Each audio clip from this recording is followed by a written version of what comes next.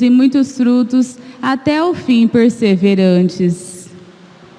Glória a Cristo, palavra eterna do Pai, que é amor.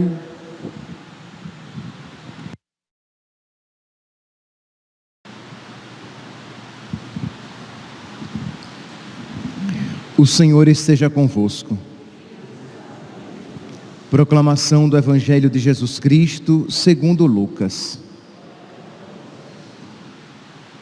Naquele tempo, disse Jesus aos fariseus: havia um homem rico que se vestia com roupas finas e elegantes e fazia festas esplêndidas todos os dias. Um pobre, chamado Lázaro, cheio de feridas, estava no chão à porta do rico. Ele queria matar a fome com as sobras que caíam da mesa do rico. E além disso, vinham os cachorros lamber suas feridas. Quando o pobre morreu, os anjos levaram-no para junto de Abraão. Morreu também o rico e foi enterrado.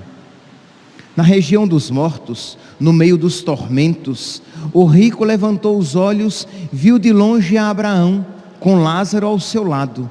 Então gritou: Pai Abraão, tem piedade de mim. Manda Lázaro molhar a ponta do dedo para me refrescar a língua, porque sofro muito nessas chamas. Mas Abraão respondeu: Filho, lembra-te que tu recebeste teus bens durante a vida e Lázaro por sua vez os males. Agora, porém, ele encontra aqui consolo e tu és atormentado. E além disso, há um grande abismo entre nós. Por mais que alguém desejasse, não poderia passar daqui para junto de vós, e nem os daí poderiam atravessar até nós. O rico insistiu: Pai, eu te suplico, manda Lázaro à casa do meu pai, porque eu tenho 5 irmãos. Manda preveni-los, para que não venham também eles para este lugar de tormento. Mas Abraão respondeu: Eles têm Moisés e os profetas, que os escutem. O rico insistiu: Não, pai Abraão, mas se um dos mortos for até eles, certamente vão se converter. Mas Abraão lhe disse: Se não escutam a Moisés nem aos profetas, eles não escutarão, mesmo que alguém ressuscite dos mortos. Palavra da salvação.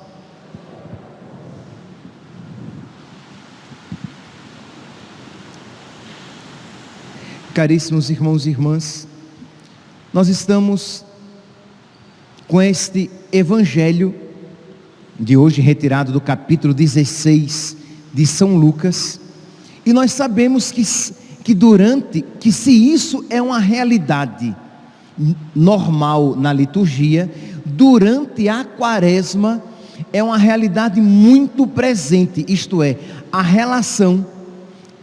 a íntima relação entre primeira leitura e Evangelho. E parece, pelo menos à primeira vista, à vista mais desprevenida, parece não haver muita relação entre a primeira leitura e o Evangelho de hoje. Mas nós veremos que é apenas uma impressão. A primeira leitura nos apresenta aqui esta realidade do rico Epulão e Lázaro, e o mendigo Lázaro. Rico Epulão é o banqueteador, é o esbanjador, é o gastador. E numa primeira lida nós podemos cair na falácia, na mentira de que a riqueza e a pobreza em si mesmas nos garantem a perdição ou a salvação. Que o pobre Lázaro salvou-se porque era pobre, e o rico Epulão perdeu-se porque era rico. E não é esse o ensinamento do Evangelho, e nunca foi esse o ensinamento da igreja.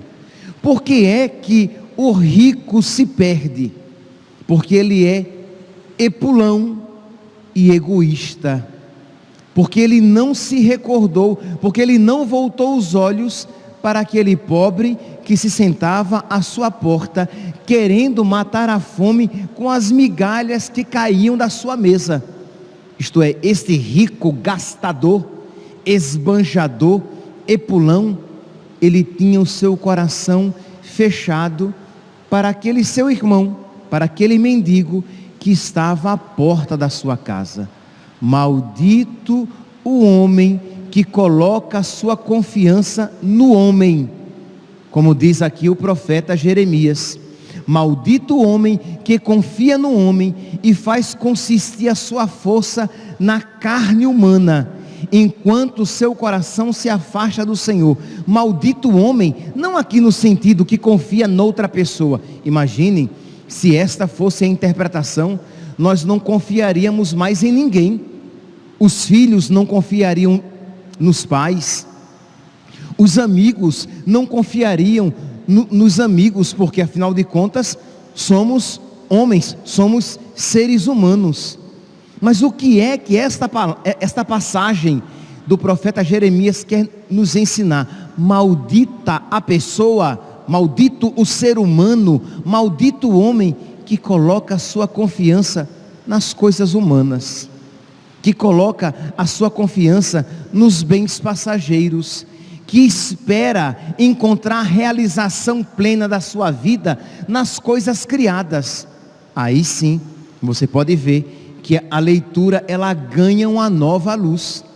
Maldito o homem que confia no homem e faz consistir sua força na carne humana, enquanto seu coração se afasta do Senhor. Percebe aqui o significado? Então, a vida desta pessoa que coloca a sua confiança apenas no seu trabalho, na sua saúde, na sua inteligência, na sua beleza, nas suas relações humanas, e se esquece do Senhor, esta pessoa, ela é maldita. Por quê?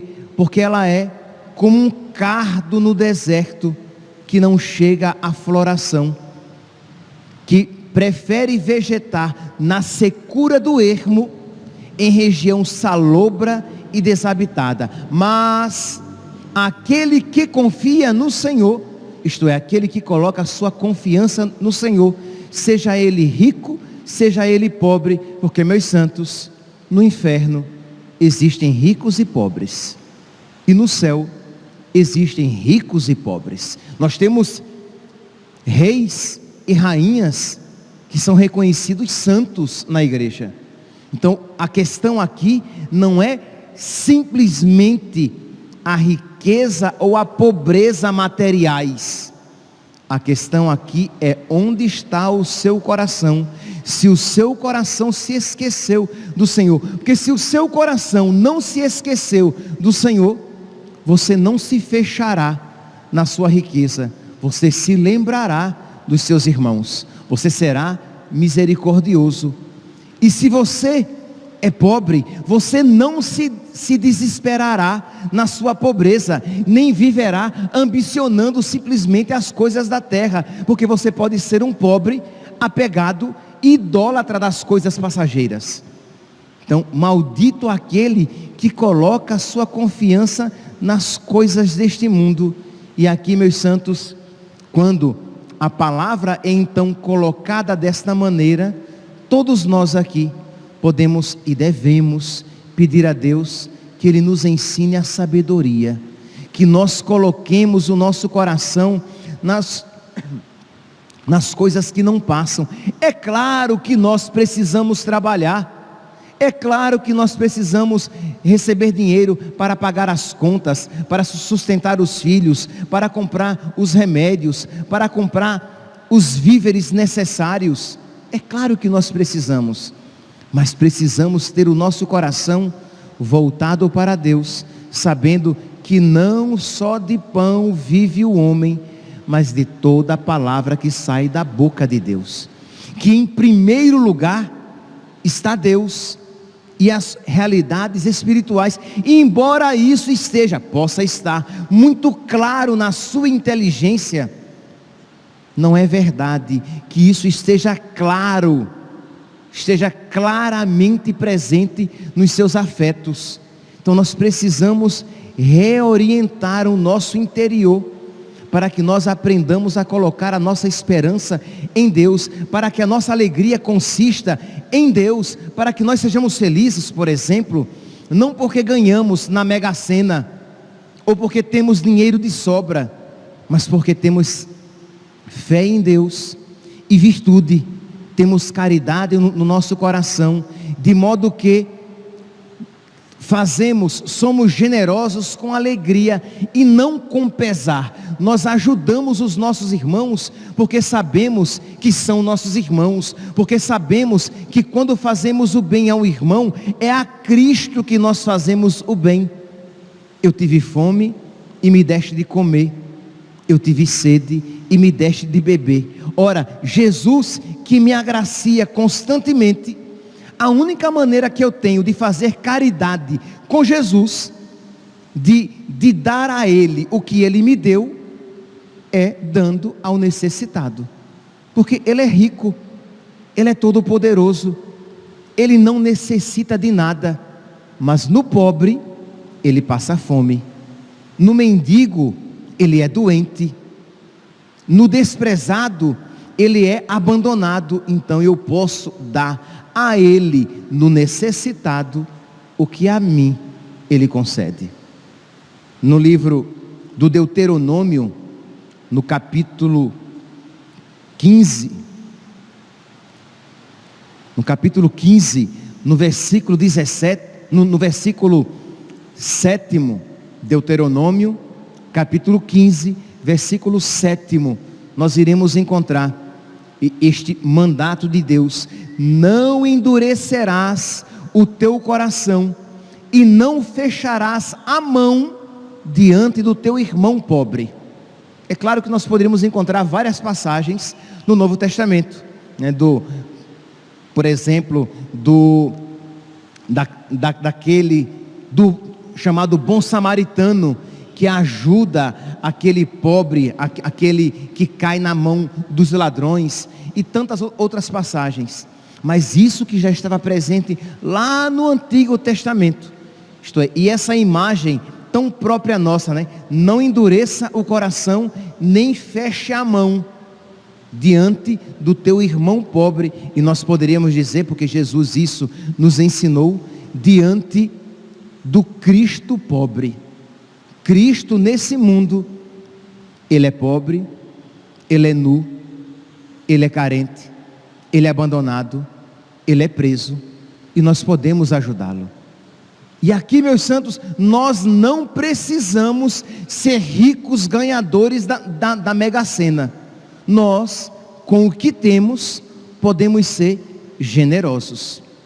E se isso não fizermos, a nós caberá aquela palavra também de Jesus no Evangelho de São Lucas: ai de vós, ricos, porque já tendes a vossa recompensa. Lucas capítulo 6, versículos 24 e 25. Ai de vós, ricos, porque já tendes a vossa consolação. Ai de vós que estáis fartos, porque vireis a ter fome. Então quer dizer, esta pessoa fechada simplesmente nas suas necessidades. Você pode ser uma pessoa até pobre, que talvez não tenha nem o necessário para você e cheio de dívidas, mas você pode exercer a misericórdia quando você dobra os seus joelhos e reza por aqueles que precisam, e reza por aqueles que são doentes. Agora, no início da missa, eu pedi que nós rezássemos por uma irmã nossa que está doente. Pois bem, quando você sai de você mesmo, dos seus problemas, você pode dizer: mas padre, mas eu também estou doente, eu estou com câncer. Muito bem, mas quando você sai da sua doença e se volta para a doença do outro, você foi caridoso, você saiu de você mesmo, você saiu de você mesma, você se desapegou das suas preocupações e se deteve nas preocupações e necessidades de uma outra pessoa. É caridade. Porque qual é a nossa tendência, nós egoístas, de nós nos preocuparmos apenas com as nossas necessidades e com as necessidades daqueles nossos mais próximos. Então precisamos ser generosos. Quem sabe este aqui rico Epulão, para aqueles que moravam na sua casa, ele era generoso, mas para aquele que se sentava à porta da sua casa, na rua, daquele ele nem se recordava. Então nós precisamos ir além dos nossos limites, porque senão, meus santos, e aí vem essa palavra terrível e que o mundo atual tenta se esquecer, nós seremos lançados no tormento eterno, que nós chamamos de inferno. Não digo isso para causar terror, mas advertência. A palavra de Deus, eu já falei aqui a vocês, a palavra de Deus fala do inferno muito mais do que do céu. Se você pegar e começar a contar quantas vezes o Novo Testamento fala a respeito da perdição, a respeito do inferno e a respeito do céu, vocês verão que o Novo Testamento fala muito mais do inferno, porque isso é caridade. Quando você diz a alguém, olha, não vá por esse caminho, porque este caminho é perigoso, você não está fazendo isso porque você quer amedrontar aquela pessoa, mas porque você ama aquela pessoa e diz, não vá por esse caminho é perigoso. Então o que é que o mundo moderno escolheu? E muitas vezes pregadores, não falar mais do inferno para não assustar as pessoas e deixá-las caminhando para lá. Não, esse não é o ensinamento da Sagrada Escritura, nem é o ensinamento dos santos durante esses mais de 2000 anos de igreja. Então nós precisamos dizer, olha, não coloque a sua esperança nas coisas passageiras, não se feche nas coisas meramente criadas, porque você se perderá por toda a eternidade. Se você se fecha nessas coisas, se você só pensa na sua saúde, na sua riqueza, na sua beleza, no seu trabalho, nos seus filhos simplesmente, isto é, naqueles que no máximo estão na sua casa, você já terá nessas coisas a sua recompensa. Seja discípulo de Cristo que viveu uma pró-existência, porque senão, meus santos, acontecerá isso, que é um ensinamento da igreja, o inferno eterno. Isto é, nós nos perderemos por toda a eternidade. Por quê? Porque não fomos capazes de abrir o nosso coração para aqueles que de nós necessitaram. Imagine, nosso Senhor que diz, alcançarão misericórdia os misericordiosos. Então, se você for misericordioso, você terá os pobres como aqueles a quem você ajudou, como seus intercessores. Assim como este rico Epulão, de quem sequer sabemos o nome, de Lázaro sabemos, do pobre sabemos, Lázaro, do rico, era um rico Epulão. Se ele tivesse sido generoso, ele teria alcançado de Deus misericórdia. Meus irmãos, então, esta realidade que nós precisamos meditar. Primeiro, a minha vida tem sido uma vida misericordiosa, eu tenho sido generoso para com os outros, eu tenho ajudado outras pessoas, ou tenho me preocupado apenas com as minhas necessidades? Segunda reflexão, a realidade da eternidade do inferno, e de você refletir sobre isso e dizer, eu não quero isso para mim e não quero isso para ninguém. Então você também vai o quê? Tentar de alguma maneira, pelas suas orações, pelo seu testemunho de vida e pelas suas palavras, tentar ganhar pessoas para o céu. Isso é caridade também. É uma obra espiritual de misericórdia, em que você, aquilo que você não quer para você, você também não quer para os seus irmãos. Por quê? Porque neste tempo, com Moisés e Elias, com o que é que diz aqui nosso Senhor? Eles têm Moisés e os profetas que os escutem. É neste tempo, com Moisés e os profetas, que nós podemos nos converter, porque não esperemos uma realidade mágica, um milagre extraordinário, um morto que vem para trazer aquela graça da conversão no último momento da nossa vida, ou melhor, já depois de mortos, porque foi isso aqui o que o rico pediu. Lázaro, pai Abraão, manda então Lázaro para que ele vá aos meus irmãos que estavam no mesmo caminho que ele. Manda Lázaro lá, quem sabe eles vendo Lázaro voltando dos mortos, eles se convertam. E nós sabemos, meus santos, de que se nós não amolecermos o nosso coração com a palavra de Deus, com a oração, que é um contato com a palavra de Deus, nem os milagres mais extraordinários converterão o nosso coração, porque um outro Lázaro, não este da parábola, um outro Lázaro, irmão de Marta e Maria, também ressuscitou, e os fariseus não se converteram. Ele voltou dos mortos, vocês lembram lá no Evangelho de São João? E o que foi que os fariseus, diante daquele Lázaro que voltava dos mortos, diante daquele Lázaro vivo, o que é que os fariseus queriam fazer? Matá-lo, matar, destruir aquela prova viva, porque os corações deles estavam endurecidos. Meus irmãos, nós estamos no tempo da conversão. Este é o tempo que Deus nos concede, e este tempo se chama hoje, agora. Por quê? Porque nós não sabemos se o amanhã nos será dado. Santa Teresinha, ela tem até um poema em que ela diz isso: o ontem já passou, o amanhã não sei se me será dado, eu tenho apenas hoje para amar Jesus.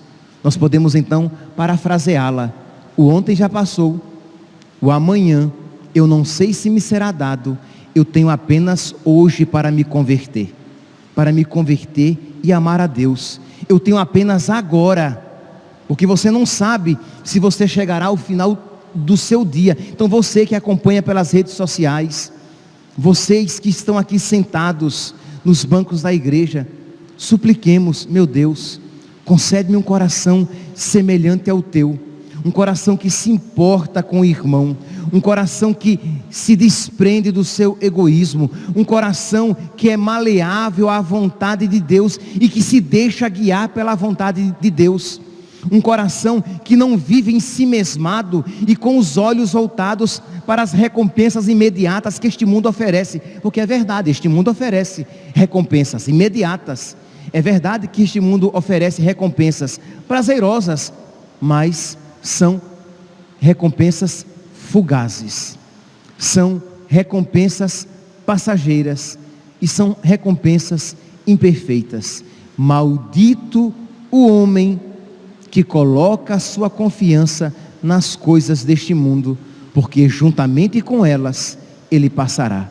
Que Deus nos conceda a sabedoria dos santos, para que nós alicercemos o nosso coração naquelas realidades que a traça não corrói e a ferrugem não destrói. Louvado seja nosso Senhor Jesus Cristo, para sempre seja louvado.